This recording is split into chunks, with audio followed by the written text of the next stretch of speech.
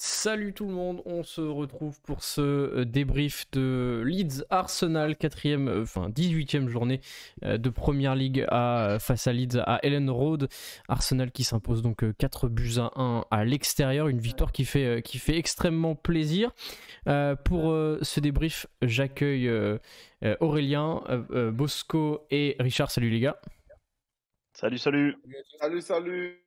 Alors, avant de débuter le traditionnel tour de table, je précise pour ceux qui sont là et qui ont peut-être vu sur nos réseaux sociaux ces derniers jours, nous fêtons donc ce soir nos 10 ans. Arsenal French Club a donc 10 ans. On est déjà des vieux.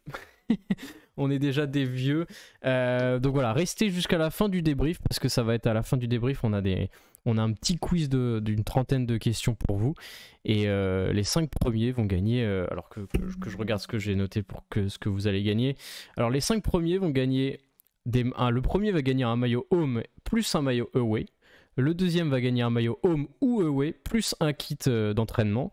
Le troisième, un kit d'entraînement avec un livre, que ce soit... alors il y a celui-là que vous pourrez gagner, plus peut-être celui-là aussi. Alors que je le montre, c'est la biographie d'Arsène Wenger et Wenger Revolution, le livre d'Amy Lawrence.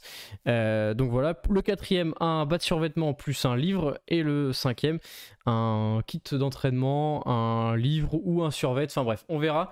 Mais en tout cas, non, on ne rigole pas. Il y a des gros lots à gagner ce soir. Alors je vais remettre juste les livres ici. Hop. Il y a des lots assez intéressants à gagner, mais je vous préviens, on a testé le quiz entre nous, enfin en tout cas certains d'entre nous. Le quiz il blague pas non plus, hein. C'est ultra chaud, je vous préviens tout de suite. Je pense que beaucoup ne vont pas tout savoir. Bref, allez, on part pour ce petit débrief. On va partir pour une trentaine de minutes de débrief avant de faire ce petit jeu et vous laisser gagner tous ces cadeaux avant Noël. Les gars, je me retourne vers vous. On va faire donc le traditionnel tour de table après cette victoire 4-1 d'Arsenal, des buts donc de Martinelli 2 fois, Saka, Emile Smith-Rowe et puis Rafinha pour Leeds. Bosco, je me tourne vers toi. Qu'est-ce que tu as pensé de ce match ? Je vais le découper en deux parties et je pense que les joueurs l'ont fait. Première mi-temps, magnifique. Autant ils ont aussi bien joué que ce match-là que le match contre West Ham. Deuxième mi-temps, catastrophique. C'est-à-dire qu'on s'est laissé jouer, on a joué en facilité. Et puis, Arteta, heureusement, s'est énervé vers la 78e environ, le temps de mettre Smith Rowe. Et là, les joueurs ont un peu repris un peu de rythme et c'est ce qui a permis de mettre le but. Mais voilà, première mi-temps très très bien et deuxième mi-temps, peut mieux faire. N'hésitez pas aussi dans le chat de Twitch. Je vois qu'on est une petite quinzaine si mes chiffres sont bons, parce que d'habitude il passe de 15 à 30, ensuite à 20. Enfin bref, je comprends pas trop Twitch en ce moment. Donc n'hésitez pas à nous dire ce que vous avez pensé de ce match également dans les commentaires. Richard, je me tourne vers toi. Ce match, j'imagine que ça t'a fait extrêmement plaisir de cette victoire, avec peut-être une préférence pour la première mi-temps, j'imagine. Ouais, franchement, la première mi-temps, comme je l'ai dit avant, hein, première mi-temps, c'était une beauté de football, la petite larme à l'œil quand je vois Arsenal jouer comme ça. C'est beau, tu vois. Franchement, en tant que fan d'Arsenal, je pense qu'on est tous heureux de voir notre équipe jouer comme ça après tant d'années subies. Par contre, début de deuxième mi-temps, j'ai pas compris. Je sais pas ce qui s'est passé. J'avais l'impression d'avoir une autre équipe. Jure, on est sorti du match, on est revenu, il y avait plus rien, quoi. Et là, tu dis, mais bon, après, évidemment, il y a Emile Smith-Rowe qui est rentré et bon, ça fait la diff. Je le comprends. Ton chouchou. Ton petit chouchou. Exactement. Donc voilà, non, franchement, très bon match. Après, certains vont dire c'est que Leeds. Moi, je m'en fous que ce soit Leeds ou Manchester City en face. On gagne 4-1, c'est le principal. Et voilà, ça fait du bien pour la confiance. Avant de parler un peu de la situation à Leeds rapidement, pour aussi me remettre dans le contexte de cette victoire, Aurélien, tu as pensé quoi de cette victoire des Gunners ? Eh ben, c'est pareil, c'est une victoire un petit peu en deux temps, quoi. Un match qui paraît très facile sur la première mi-temps et un match qui a complètement changé de figure en deuxième mi-temps, quoi. Où au moment où on prend le premier but, bah, Alors, on t'a perdu. On t'a perdu.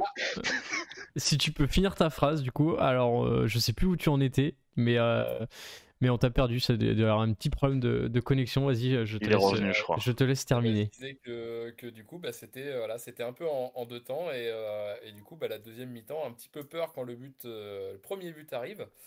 Mais heureusement, ça s'est un petit peu, grâce au changement, ça s'est un petit peu inversé. Et du coup, on a pu reprendre pour finir avec une différence de +3. Alors je lis quelques commentaires. Ouais, première mi-temps, quel plaisir cette constance dans le 11, ça c'est totalement vrai. Ça fait plaisir de voir enfin Mikel Arteta qui depuis plusieurs semaines remet le même 11 de départ. Première mi-temps incroyable, dommage pour le début de deuxième. Par contre, ça également on va y revenir parce que c'est vrai que un peu comme Richard, j'ai pas trop compris ce qui s'est passé. On aurait pu leur en mettre 7 ou 8 et au final on s'est un peu fait peur. Alors relativement parlant, mais on s'est fait peur quand même. C'est magnifique, ça fait du bien, mais on tombe dans les mêmes travers. Ça aussi, on va en reparler. Peut mieux faire, il y a quand même 3-0 en première mi-temps. Ça, c'est vrai que la première mi-temps était pas mal. Salut à tous, belle victoire ce soir. Un peu déçu que l'équipe ait arrêté de jouer en deuxième. Il faut être plus tueur. Bon, voilà, tous les commentaires se rejoignent un petit peu. C'est vrai que cette première mi-temps, on va d'abord en parler. On parlera également, je vois aussi Mad4XX, on va parler de Xhaka et de Ben White, bien évidemment.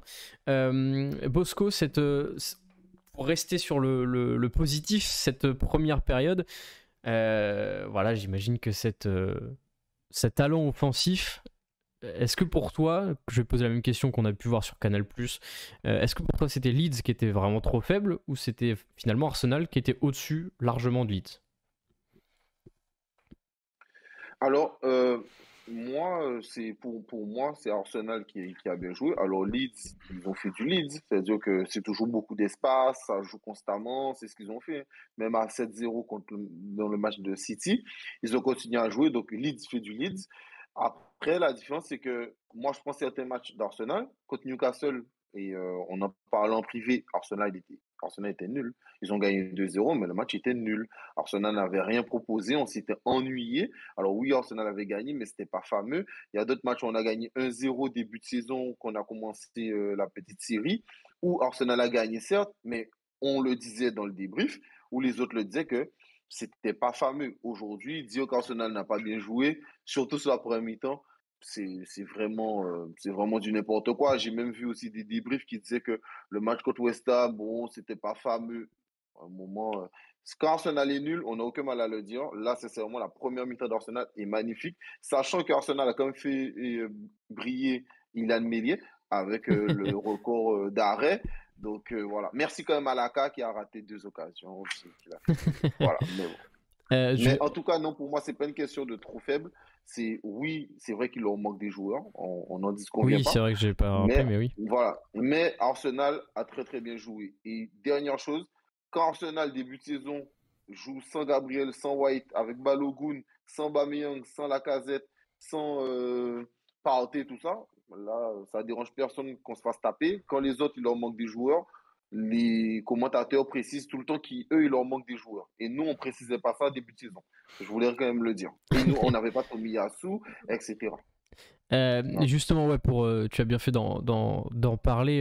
C'est vrai que Leeds, il manquait énormément de joueurs dans l'équipe première de Bielsa. Il y avait aussi le manque de confiance puisqu'il ressortait d'un 7-0 face à Manchester City et d'une autre défaite face à Chelsea. Mais les cas de Covid se multiplient et c'est vrai que ce match, c'est le seul match qui s'est joué aujourd'hui. Tous les autres matchs ont été reportés. Mais bon, on va pas se plaindre. On prend les 3 points, même si pour défendre Leeds, c'est vrai qu'il y avait beaucoup d'absents de leur côté. Je vais reprendre un peu quelques statistiques parce que c'est vrai que tu parlais d'Arsenal qui a bien joué. On va quand même prendre quelques statistiques du match. 21 tirs pour Arsenal, 12 cadrés. Voilà, déjà, je pense qu'à partir de là, je pense qu'on peut pas dire qu'on a mal joué et qu'on a volé notre victoire. Richard, même question que j'ai un peu posée à Axel, enfin à Bosco sur le hâte qu'on peut voir à l'écran. Leeds trop faible ou finalement Arsenal a fait son match et au final on a justement très bien joué de notre côté, à part en deuxième mi-temps. Bah, Arsenal a fait son match. On peut pas nous enlever ça. Honnêtement, si quelqu'un nous enlève ça, je comprends pas. Quand tu vois notre première mi-temps, mais je vais pas dire aller exemplaire, mais on a été propre, que ce soit dans la relance ou quoi que ce soit. En attaque, on a été propre, enfin en position de jeu. Même notre milieu, qui d'habitude est inexistant, il était présent. Donc à partir de ce moment-là, je pense que notre première mi-temps était vraiment propre. On a mérité notre victoire. Cas de Covid ou non, c'est sûr, bah, après, il y a des faits de jeu, hein, il leur manque des joueurs, ce qui est logique, ils peuvent pas être au top. Mais d'ailleurs, heureusement qu'ils ont un très bon gardien, parce que sans leur bon gardien, je pense que l'addition aurait pu être beaucoup plus salée. Donc voilà, après, on mérite notre victoire. Je trouve que plus le temps avance et plus Arsenal a un beau jeu, plus le temps avance et plus on arrive à se trouver dans les... Peu importe où sur le terrain, on arrive à se trouver. Donc voilà, après, je sais très bien qu'il y a des personnes qui vont dire que c'était Leeds en face et qu'on n'a pas à être heureux de cette victoire. Mais en tant que fan d'Arsenal, honnêtement, pour moi, on la mérite et on a de quoi la fêter. Leeds qui restait sur donc 2 défaites de suite, Arsenal qui restait sur 2 victoires de suite, un peu des parcours un peu opposés ces derniers matchs. Aurel, on va parler un peu maintenant du cas de Gabriel Martinelli. Qu'est-ce que tu as pensé de son match, même si bon, j'imagine connaître déjà ta réponse, mais voilà, ça t'a fait plaisir de le voir planter son premier doublé en première ligue à Gabriel Martinelli. En effet, premier doublé, ouais. Et en effet, bah, du coup, je pense qu'on est on est tous d'accord pour dire que ça nous a fait plaisir encore son match parce que dès le début, il a dynamité la défense. Et il nous a montré pardon, qu'il était bien en jambes et au niveau de ses appels dans les courses, il était au bon endroit au bon moment. Et il est récompensé avec ses deux buts là-dessus. Donc c'est parfait pour lui pour la confiance. C'est parfait pour lui parce que Arteta a mis du temps à le lancer et à partir du moment où il l'a lancé, bah, il répond présent à chaque match. Donc très bon pour la confiance et très bon aussi pour le cas de Aubameyang et les autres qui sont sur le banc, pour leur adresser un message fort et dire que voilà, ceux qui sont là, bah, ils vont pas laisser leur place facilement. Donc Ouais, ils peuvent se battre pour aller la chercher, quoi. il me semble que Max, il me semble que c'est lui, le président de l'association Arsenal Schönschum, qui disait dans notre conversation privée, qui disait que Aubameyang justement se prenait une leçon d'humilité par un gamin de 20 ans en la personne d'un Brésilien, donc Martinelli. C'est vrai qu'Aubameyang, on en reparlera peut-être aussi plus tard, mais Aubameyang qui est donc exclu et qui va sûrement ne pas rejouer avec Arsenal, qui s'entraîne à part et qui ne va peut-être pas, en tout cas ça semble, on va dire, je crois que si vous me confirmez que Arteta a dit qu'il ne jouerait pas avec l'équipe jusqu'à la CAN, hein, c'est bien ça. C'est Hein. bien ça. Ouais, c'est bien ça. Ouais, c'est bien C'est J'avais ça. Et il doit pas s'entraîner non plus Ouais, c'est ça, il s'entraîne à part. Il doit s'entraîner tout seul. C'est ça, j'avais un tout petit doute au moment où je l'ai dit, je me suis dit, oh, je vais vous faire confirmer pour pas dire de bêtises. Je vais lire juste quelques petits commentaires. Y a-t-il un psy pour m'expliquer ce qui se passe dans la tête de Xhaka ou White? On va y revenir. On va y revenir sur ces cas-là, parce que c'est vrai que nous, je pense qu'on a tous eu ces interrogations sur ce qui s'est passé. Ça fait plaisir de voir que la qualité du fond de jeu qui s'améliore beaucoup, je trouve. Ça, c'est vrai aussi. On peut être heureux de la victoire, mais il faut juste remettre dans le contexte. Leeds était dans la pampa, mais il fallait déjà réussir à en profiter. C'est vrai, les 3 points, on les prend et on les garde. Martinelli, cœur, oui, tout à fait. On va faire des petits cœurs pour Martinelli. Voilà, ESR, Martinelli, Saka, Smith-Rowe, c'est ultra prometteur. Et en effet, Aubameyang, il y a un truc qu'on ne sait pas clairement. Bon, on va pas en reparler d'Aubameyang, mais en tout cas, on l'a évoqué. Richard, on parlait de Martinelli. T'en as pensé quoi, toi, de ces 2 buts? Il a, pour le coup, 2 buts dans 2 styles totalement différents, mais on voit vraiment la spontanéité et l'instinct de tueur du jeune Brésilien. Ah ben moi je trouve c'est Martinelli, c'est une pépite qui a explosé même après sa blessure. Il a quand même eu une bonne blessure, il est revenu. Et je parlais avec un ami qui est fan de Liverpool et il m'a dit aujourd'hui, qui à son âge peut s'asseoir à côté de lui en première ligue et dire je suis aussi impressionnant que toi parce que Martinelli. Bukayo Saka. Moi je suis plus team Martinelli, tu vois. En fait, je préfère le style de Martinelli parce qu'il va plus agresser la défense. Que maintenant, Saka, je trouve, il est plus dans le retrait de la défense, il va moins percuter. Et je trouve que Martinelli, en fait, sa force à lui, c'est que il a, tu vois, sur les buts, voilà, s'il y a une passe, aller la chercher, il y va en fait. Et je trouve que c'est ce qui le rend encore meilleur. Et d'ailleurs, petite anecdote sur le match d'avant, quand tu vois le but qu'il a mis et que tu vois le but de Henry, il y a des petites similitudes. Et moi, honnêtement, ça me fait kiffer parce que avoir un joueur comme lui dans notre effectif, qui a envie et qui est porté aussi par son numéro 9 à côté qui lui donne des ballons à tout va, honnêtement, enfin, en tant que fan, on kiffe et je trouve que plus le temps avance et plus Martinelli il va être impactant dans notre attaque et plus il va faire des choix qui vont nous rendre service en fait entre guillemets parce que ce soit ses courses avec ou sans ballon, peu importe ce qu'il fait, il emmène toujours au moins une personne avec lui, ce qui fait que quelqu'un d'autre se libère. Enfin, je trouve qu'il a compris le foot entre guillemets et que lui peut nous permettre d'aller beaucoup plus haut, beaucoup beaucoup plus haut. Je vois que vous êtes tous unanimes sur le chat par rapport à Martinelli. La Wilch 10 qui nous dit Richard, excuse-moi Aurélien, Richard a vu le plat du pied, petit filet opposé. Justement, Axel, Aurel, justement, vous aussi, vous aimeriez bien vous habituer à ces petits plats du pied à la Titi Henry de la part de Martinelli, bien évidemment. Ouais, ben totalement. Et même aujourd'hui encore, on a vu, enfin la semaine dernière, ben, ils ont pris 2 mêmes photos en plus pour montrer que c'était le même but de Thierry Henry et Martinelli. Et là aujourd'hui encore, on voit le double, enfin le plat du pied, et on voit on voit qu'il monte vraiment en puissance. Au-delà de ça, je reviens quand même sur ce que vous avez repris tout à l'heure parce que pour moi c'était très très important de dire ça. C'est quand vous avez dit que Max a parlé du fait que ils prennent de l'humilité. Mais au-delà de l'humilité, je pense que ce que Aubameyang doit regarder, c'est comment se placer sur le terrain par rapport au jeu d'Arsenal. Parce que c'est totalement ce que Martinelli a fait. Parce que même au moment quand Xhaka fait la passe et que tout de suite il va en profondeur, malheureusement ça donne rien. Mais c'est normalement, ça devait être ça le rôle de Aubameyang, c'est-à-dire prendre ce genre de profondeur et puis réussir à faire, à créer un déséquilibre ou à marquer un but. Contrairement à Saka, qui lui arrive à remonter le ballon seul, dribble et arrive à créer des espaces ou à aller marquer. C'est totalement un jeu complètement différent entre l'aile droite et l'aile gauche. Mais pour moi, l'aile gauche, c'est totalement ce que Aubameyang aurait dû faire. Et c'est ce qu'il n'y arrive pas à faire. Et c'est ce que Martinelli aujourd'hui arrive à faire. Et il est impressionnant. Et je suis d'accord avec Richard quand il dit qu'il est impressionnant. Alors, Saka, il est très bon. Saka, il est très bon.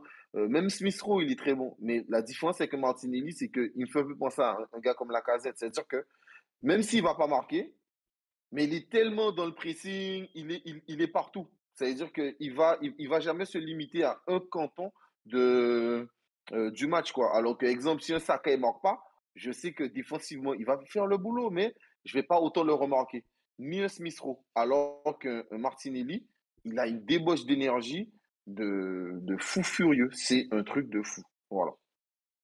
Il y a quelque chose aussi qui était que je voyais dans le chat sur Twitch de la Wilch 10 qui disait que justement à chaque fois des appels de qualité.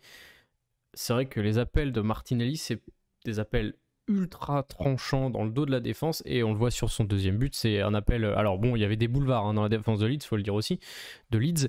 La passe de Xhaka est très très bonne et la finition, on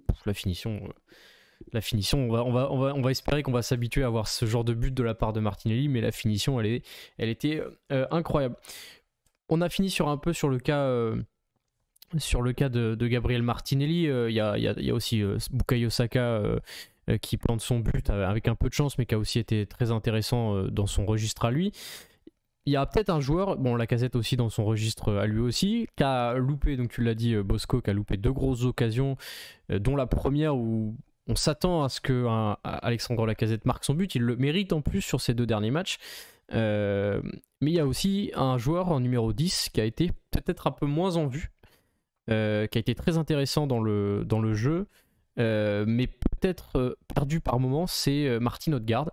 Il est décisif ces derniers matchs, il a encore été décisif sur le dernier but d'Emile Smith-Rowe avec une passe décisive. Qu'est-ce que vous en avez pensé, Aurélien? D'abord, je me tourne vers toi. Qu'est-ce que tu as pensé de Martin Odegaard cet après-midi, enfin ce soir? Est-ce que voilà, tu l'as trouvé comment sur ses phases de jeu et sur son jeu aujourd'hui? À l'image du match de West Ham, en fait, je pense que je l'ai trouvé un petit peu perdu.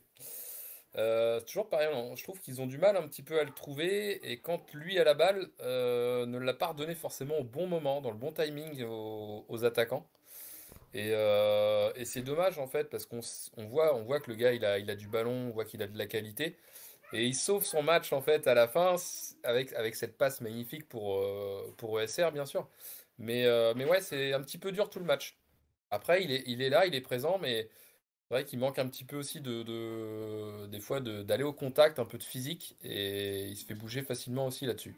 C'est bon. Il y a, Bosco et Richard, je vais vous demander aussi de me parler de Haute-Garde, mais moi je trouve qu'il y a quelque chose qu'on ne voit pas souvent de la part de Haute-Garde et qu'on voyait beaucoup dans le jeu de Mesut Özil, c'est ce jeu invisible entre les lignes, d'appel entre les lignes, de bouger d'une certaine manière entre les lignes, de garder le ballon et de le donner dans le bon tempo à certains joueurs pour ne pas trop aller vers l'avant des fois, tu vois, un peu garder le temps de laisser l'équipe remonter.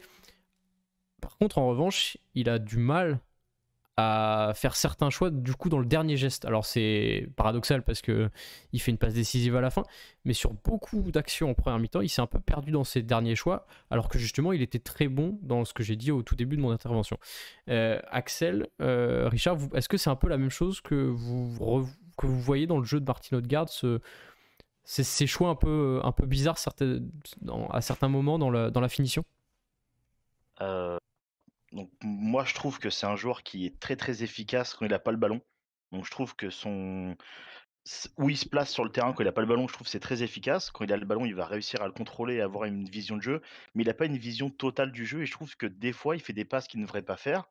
Mais par contre niveau pressing et niveau aller vers l'avant, ça par contre, je trouve que c'est l'un des premiers avec la Casette à aller au charbon. Tu le vois, il court souvent à droite et à gauche. Mais ce qui est dommage, c'est qu'une fois qu'il a le ballon, il n'arrive pas à faire la différence que nous, je pense qu'on attend en fait. En tant que numéro 10, je pense qu'on attend un joueur, je vais pas dire à la Zidane, mais on attend d'un joueur qui te fasse une passe qui tue en fait. Sauf que lui, bah bon, là il a fait au dernier moment, mais je pense que nous on a ce recul-là en se disant, c'est notre numéro 10, mais il a pas cette petite étincelle, si tu veux, il a pas cette petite étincelle qui fait qu'il est extraordinaire. Mais par contre, si tu lui enlèves ça, son taf, je pense qu'il le fait. Il est toujours là quand il faut. Tu le vois, il défend, il attaque. Enfin, il est un peu partout quand même. Même si il lui manque un petit truc, je dirais. Mais voilà, après, il est jeune encore. Il peut apprendre. Quand tu vois qu'il est arrivé, il a fait une demi-saison déjà avec nous. Il nous a déjà pas mal aidé et il nous a planté 3 buts de suite, si je dis pas de bêtises. Et Ouais. donc là, il fait encore une passe décisive. Donc certes, c'est pas le numéro 10 qui explose, mais il fait le boulot. Voilà. Euh, Après, voilà. Axel, toi aussi, tu trouves qu'il lui manque peut-être cet instinct de tueur, cette spontanéité pour faire la bonne passe au bon moment?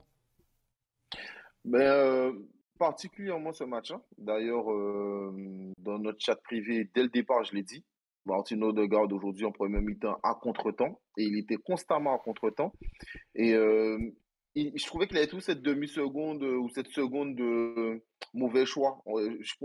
J'ai aussi deux actions en tête où à un moment, il arrive, il dribble le défenseur, il est en dehors de la surface, et c'est le moment pour tirer. Mais il tire pas tout de suite, il prend une seconde de retard et quand il tire, la balle est contrée deux fois. Et c'est là où je dis qu'aujourd'hui, je trouve qu'aujourd'hui particulièrement, il est à contre-temps. Après ce que Richard il a dit, bien sûr, et, Odegaard, c'est quelqu'un qui a un gros volume de jeu. Moi, je n'ai pas ces statistiques, mais je suis sûr que si on recherche, c'est l'une des personnes qui court le plus sur le terrain. Il défend énormément, il tire l'équipe vers le haut avec la K. Et même quand Aubameyang était là, eux deux, ils allaient souvent presser à deux. Donc, ce n'est pas quelqu'un qui rechigne à faire les tâches défensives. Mais il a ce côté-là. Après, moi, la question que je me pose pendant que je suis en train de parler, c'est que est-ce que, euh, à force de faire autant de tâches défensives, est-ce que c'est parce qu'il lui manque après un peu l'énergie pour faire les bons choix en tant que numéro 10, sachant que pour un numéro 10, il a plus de buts que de passes.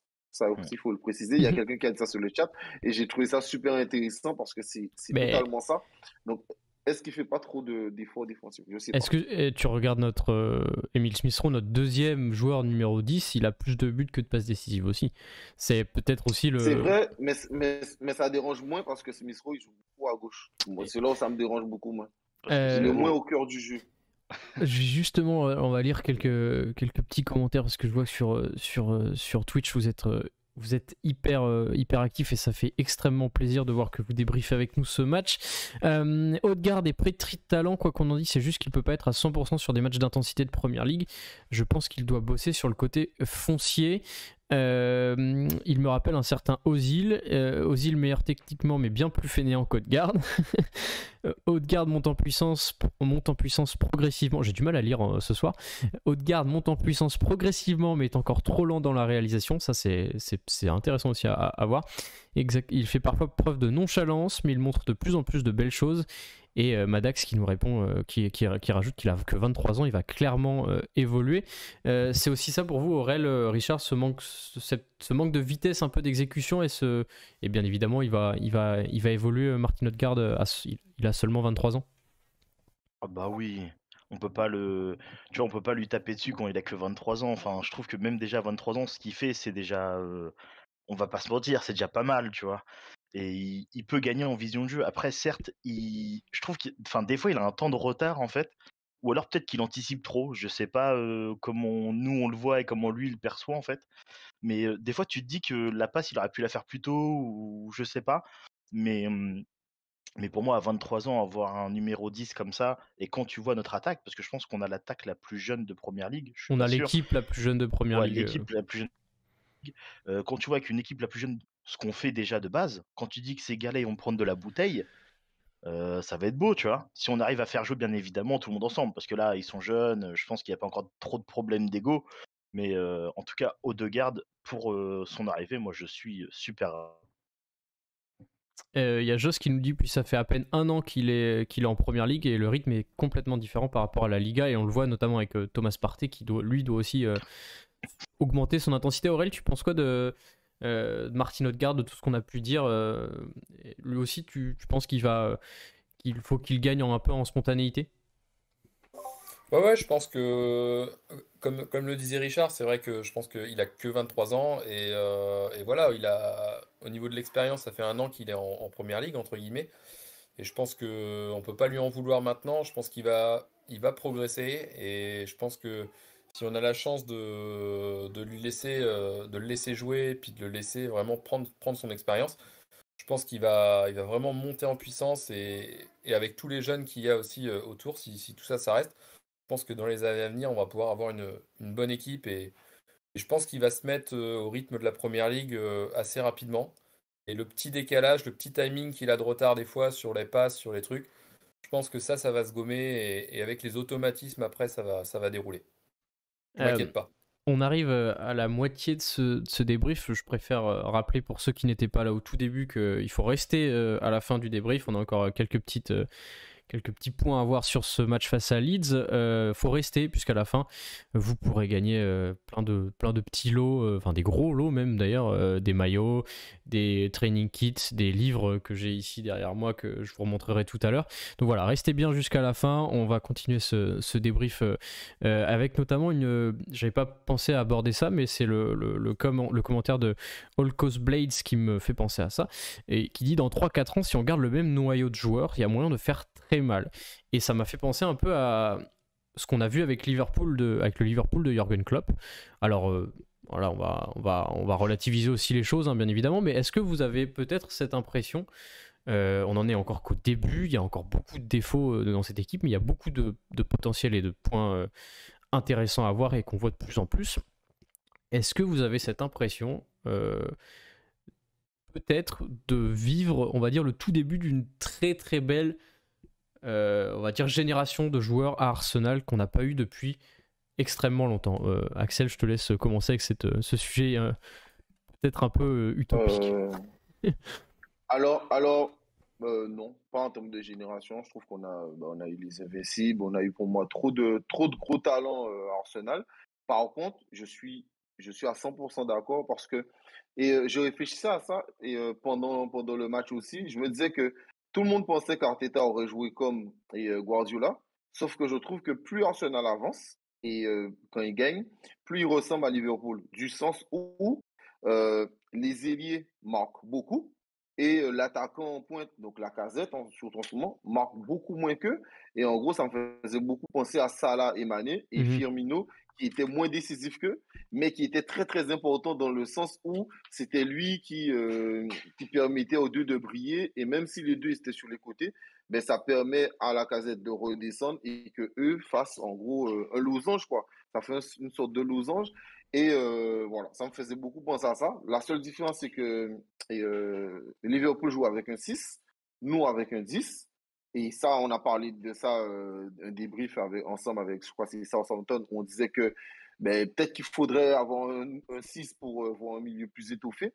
Mais en tout cas, oui, en termes de génération, c'est très, très bien. D'ailleurs, dans le 31 août, qu'on a fait le live très, très long, je crois, on a fait au moins 4 ou 5 heures de live avec Max et d'autres personnes de l'équipe pour la fin du mercato, ben, quand une personne avait posé la question et j'avais répondu, la personne me demandait est-ce qu'on était inquiet pour Arsenal. Et moi, je disais que où je suis jamais inquiet pour Arsenal, c'est que je voyais les talents qu'il y avait. C'est-à-dire que quand une équipe, elle n'est pas bonne sur le terrain, mais en plus, il n'y a pas d'équipe où il n'y a pas de jeunes pépites, c'est compliqué. Mais à Arsenal, même si on n'était pas dans le coup, on était 10e la saison dernière, tout le monde a vu le Boxing Day de l'année dernière où il y avait Smith Rowe qui a brillé, Martinelli qui brillait, etc. Et là, quand on regarde l'équipe d'aujourd'hui, je suis totalement d'accord. Dans 3-4 ans, Ramsdale, s'il a ce niveau aujourd'hui, mais s'il garde sa constance, mais dans 4 ans, le gars, il peut jouer au niveau de Neuer, quoi. Il peut jouer au niveau de Neuer, au Black, il peut largement être à ce niveau. Et Gabriel, s'il continue à jouer comme ça, ben, le gars en mode patron, on sait, parce qu'il ne faut pas l'oublier, hein, il y a un petit qui s'appelle Saliba qui est extrêmement bon depuis le début de saison. Il n'a que 20 ans. Il fait une très bonne saison à Marseille et ainsi de suite, quoi. Donc, je pense que si on arrive à avoir d'autres joueurs qui arrivent à monter à ce niveau, je pense que dans 3-4 ans, oui, on peut faire très très mal. C'est bizarre, tu as dit un nom qu'on n'avait plus entendu depuis très très longtemps. Bizarrement, depuis que White et Gabriel, Tomiyasu et Tierney sont excellents, William Saliba, bizarrement, les gens, il n'existe plus. Alors on sait très bien qu'il est là et on espère qu'il va se faire une place dans l'équipe, bien évidemment, mais bizarrement, depuis qu'on n'a plus de problème, en tout cas moins en défense, les gens, ils oublient que William Saliba existe. Bref, ça c'était pour le petit côté sur Alors, les... je suis d'accord, c'est d'accord. Parce que les gens sont un peu hypocrites. Même moi, j'ai envie de voir Saliba. Mais sauf que avec Pablo Mari et Holding, troisième meilleure défense la saison dernière. Donc la défense n'a jamais été un réel professionnel. Je Et- préfère quand même préciser. C'est vrai qu'Arteta a bien géré la défense la saison dernière et cette saison, c'est encore, en tout cas, ça se voit vraiment sur le terrain avec une défense qui a. D'ailleurs, Ben White, cet après-midi, on va en parler, puisque Ben White c'est quoi le terme, a provoqué un penalty un peu bête. Pour moi, Saliba bien supérieur à White. Alors, on verra. On verra ce que ça donne quand William Saliba jouera pour la première fois avec Arsenal. Voilà, on va parler un peu de peut-être ce qui fâche un peu en deuxième période. Aurélien, je vais me tourner vers toi sur notamment Granit Xhaka et puis Ben White. Granit Xhaka qui aurait dû se faire expulser pour un attentat sur Rafinha, et Ben White qui provoque un penalty après un attentat aussi sur un tacle dans la surface complètement pas maîtrisé, et qui empêche donc Ramsdale de signer son 9e clean sheet en 15 matchs. Donc voilà, qu'est-ce que tu as pensé de cette deuxième période et de ces deux joueurs qui se sont un peu relâchés mentalement? Bah, c'était à l'image de la deuxième période, quoi. Une deuxième période compliquée pour un petit peu toute l'équipe, quoi. On n'était pas sur le même rythme. Et à la fois, je suis entre guillemets pas surpris parce que je ne reconnaissais plus Granit Xhaka. Depuis plusieurs matchs, il était tellement propre, entre guillemets, parce qu'il n'était pas inquiété vraiment sur les pressings là où il jouait. Et bon, là, c'était pas le cas non plus, mais voilà, là, on a bien compris que Granit était là et ses sautes d'humeur reviennent. Et en effet, il a eu beaucoup de chance parce que bon, si normalement la VAR avait entre guillemets bien travaillé, je pense qu'il aurait dû avoir un rouge. c'est un peu bizarre. Tant mieux, entre guillemets, pour le nombre de fois où il a pris des rouges et peut-être qu'il aurait pu avoir qu'un jaune.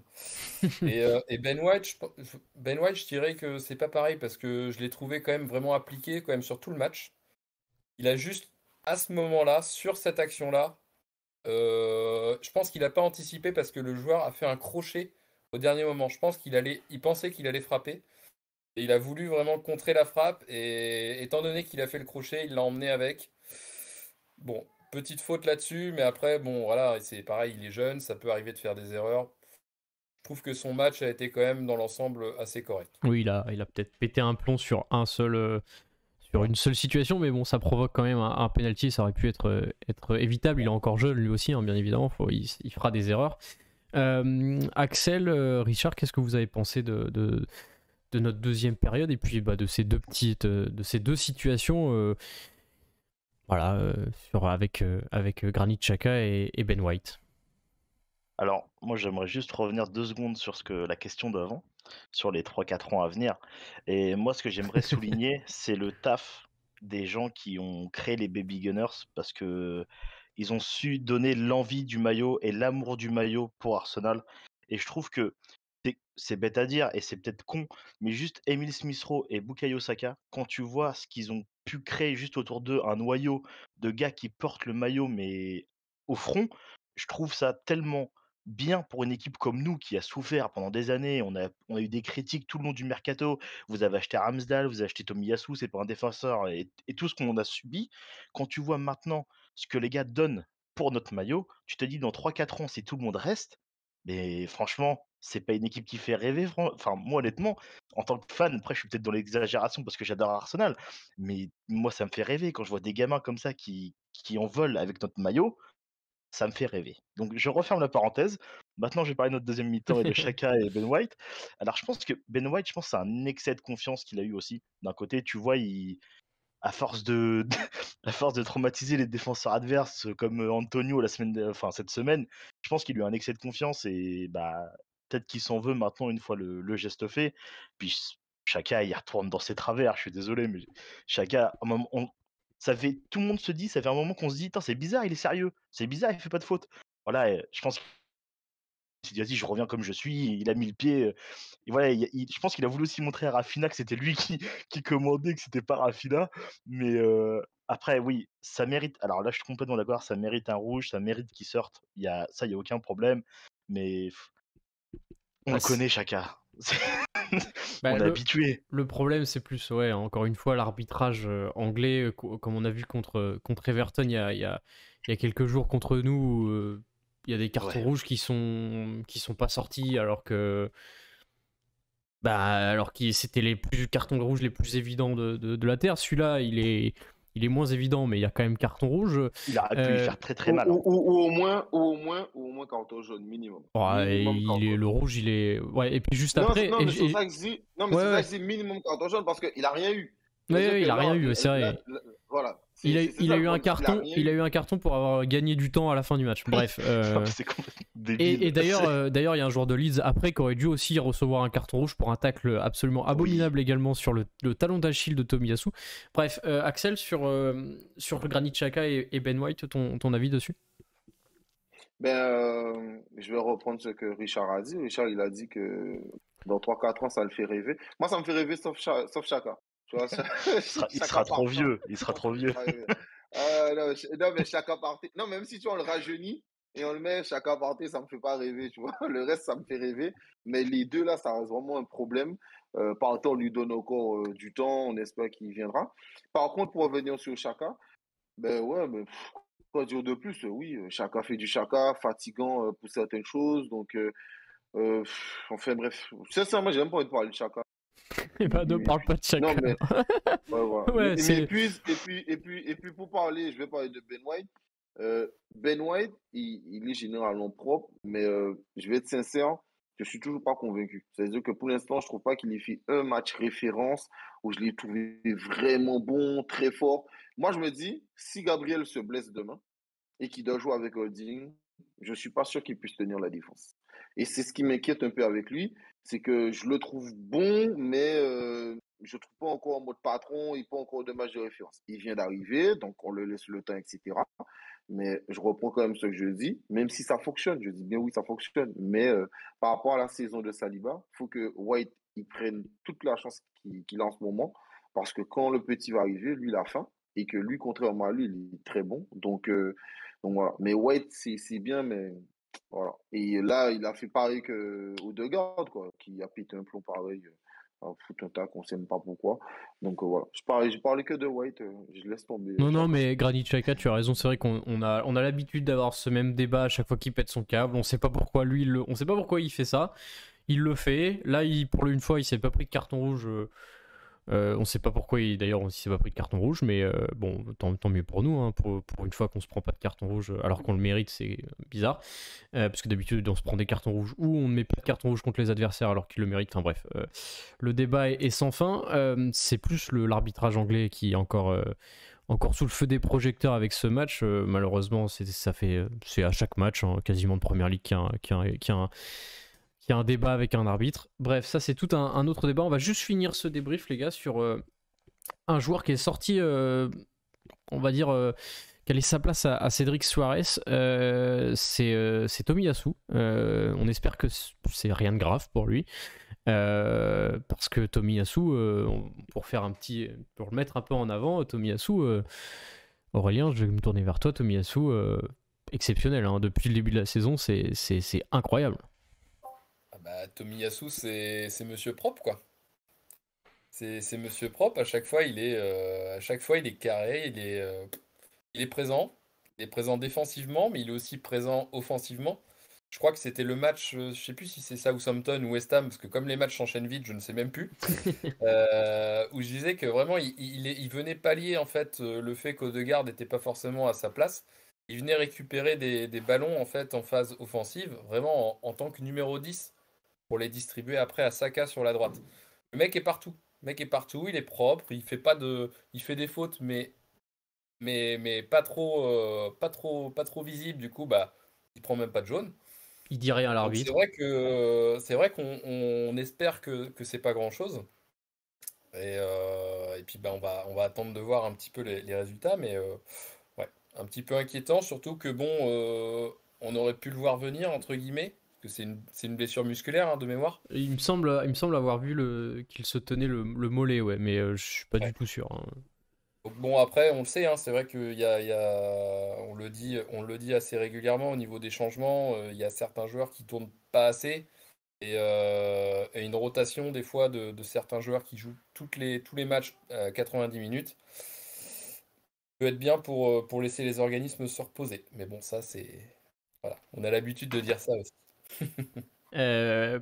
En t'entendant parler de Tomiyasu, ça m'a rappelé une action du match où il récupère le ballon dans son coin, il a un duel, ensuite il enchaîne avec un grand pont sur Dallas, il me semble, et il récupère la faute alors qu'il était sous pression depuis le début de l'action.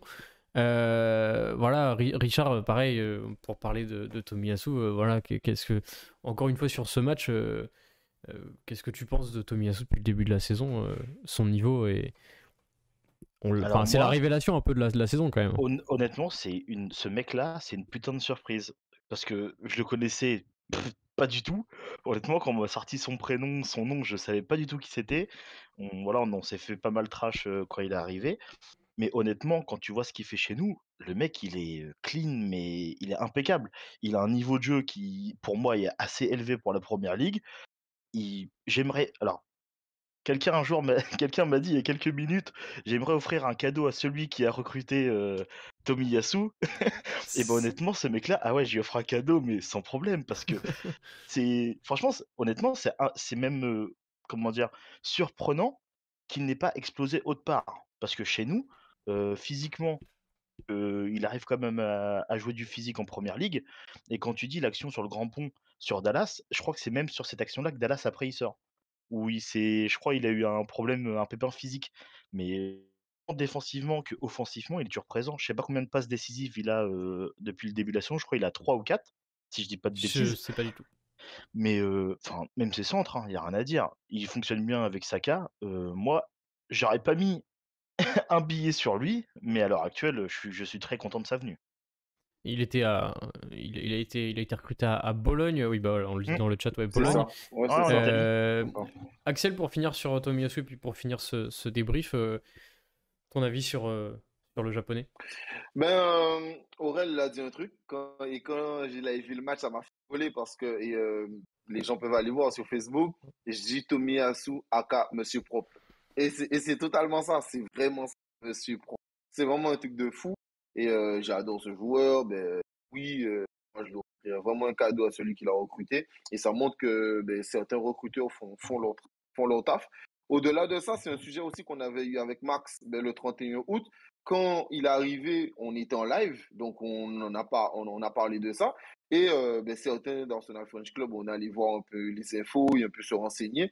Mais ce qu'on avait déjà compris, c'est que on n'était pas les seuls sur le dossier. L'année dernière, on avait déjà essayé, pas nous, mais d'autres clubs avaient essayé de le recruter, comme l'AS Roma ou même comme Tottenham. Et d'autres clubs étaient sur lui. Et moi, je ne savais pas qu'il y avait autant de clubs sur lui. Et on a vu, il disait que lui-même, que Tottenham devait le recruter. Malheureusement pour ce truc, il y a un vrai club qui est arrivé, donc ils ont fait une offre et il a choisi Arsenal, heureusement pour nous. Donc voilà, je suis très très content, mais Tomiyasu, c'est un truc de fou. Et si on se rappelle bien, contre Southampton, on a fait le débrief ensemble avec toi, Albin, et je disais un truc, il faut qu'Arteta apprenne à faire tourner parce que imagine un Tomiyasu est blessé, Nanani, voilà, et comme par hasard, là, ça arrive. Il faut vraiment, blague à part, oui, on va pas chaque fois revenir sur ça, mais c'est fatigant. Il faut qu'il fasse de meilleurs changements et plus tôt. Voilà. Eh bien, on va finir ce débrief. Alors, restez, hein, bien évidemment, restez juste après. Je finis juste ce débrief en rappelant donc la victoire d'Arsenal 4-1 à l'extérieur face à Leeds pour cette 18e journée de Premier League. Arsenal est donc 4e de Premier League avec 32 points, juste derrière donc City, Liverpool et Chelsea. Mais avec la situation Covid, il y a beaucoup d'équipes derrière nous qui ont, notamment Tottenham, qui a 4 matchs en moins par rapport à nous. Bref, on va voir la situation dans les prochaines semaines, notamment le Boxing Day. Avec le Covid, on ne sait pas si le championnat va être arrêté. En tout cas, une belle victoire des Gunners ce soir face à Leeds, 4 buts à 1. Ça fait plaisir.